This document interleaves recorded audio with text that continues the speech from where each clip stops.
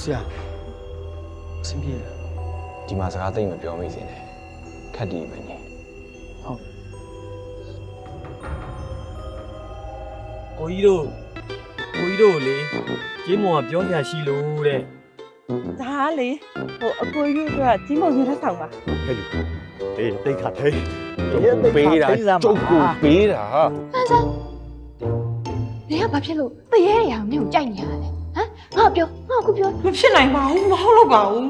သူတို့တွေကမောင်လေးကိုဒီတိုင်းခင်ကျင်းနေမှာပါ ဟာငါကောင်မလေးကိုခင်းဖို့မပြောနဲ့အနာတော့ကြက်မပေးဘူးဟာ အဲ့ဒါအရေးကြီးရဲ့နော်ကျင်းမုံကရစ်ချက်မမရေးစားပါဆိုတရေနှစ်ကောင်လုံးဝသိလို့မရဘူး ဟဲ့အောင်ထုံးပါမင်းသိထားဖို့ဒီနေရာကငါတို့အတွက်အရင်အရေးကြီးရဲ့နေဒီနေရာကိုနောက်ဘယ်တော့မှမလာမိစေ အေးမင်းတို့အဲ့တစ်ဆယ်ကြီးကိုလုံးဝလွတ်ထွက်သွားလို့မရအောင်ချုပ်အောင်